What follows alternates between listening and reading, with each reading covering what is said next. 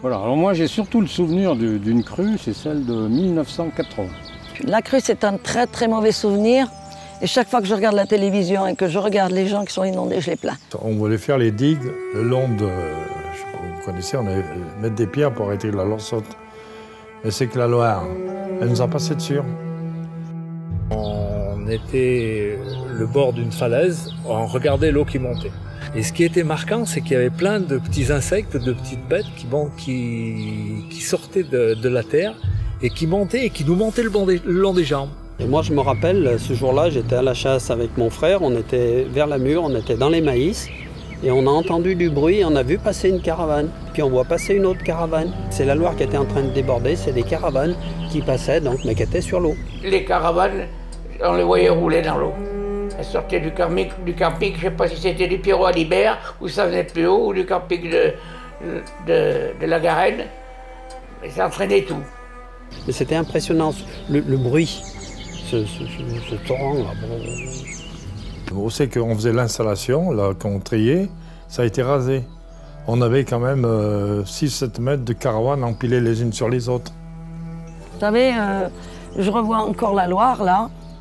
On avait l'impression le lendemain matin, quand que la terre avait craqué. Elle était craquelée comme on la voit dans le désert. Hein. On voit quelque chose d'incroyable. Et le lendemain, quand ça baissait, c'était de la boue, du tout. Les moellons, les tuyaux étaient pleins de boue partout. Même l'armée était venue pour faire du nettoyage. Bon, bien sûr, on a trouvé des caravanes, des bonbonnes de gaz. Des machines à laver, c'était impressionnant, quoi. Il y a beaucoup de molles à la crue, beaucoup. Ah, c'était pas joli. Ça a été dur pour s'en remettre. Hein. Je vous dis franchement, c'était une catastrophe. Il y avait des jolis étangs, il n'y avait pas de boue, il n'y avait rien du tout, ils étaient nets. Tout, puis il a fallu qu'ils viennent la crue pour les abîmer. Ça doit être loin, il y a des moments où je les plains parce qu'il faut l'avoir vécu. Je suis encore assez vieux, travaillé au REC, j'ai vu des crues, j'en ai vu, mais comme ça, venir d'un coup.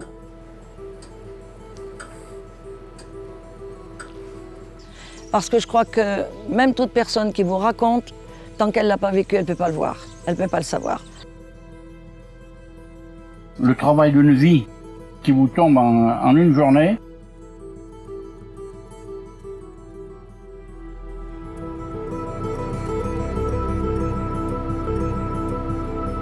Les crues de Basse, c'est des crues qui sont liées aux épisodes Cévenol. C'est toujours lié aux épisodes Cévenol, donc ça se passe au printemps, en automne. Et l'avantage aussi qu'on a, c'est que la météo nous prévient maintenant. On sait qu'il va y avoir un épisode Cévenol, donc on s'attend, on sait que ça va arriver. Je pense qu'il y a des travaux de confortement importants à faire. On doit mettre en place des plans de prévention. Alors, ça existe sur le camping, bien entendu, le plan d'évacuation, etc. On se dit que contre la nature, on peut faire des choses, mais on ne fera jamais tout. Hein. C'était pas beau à voir.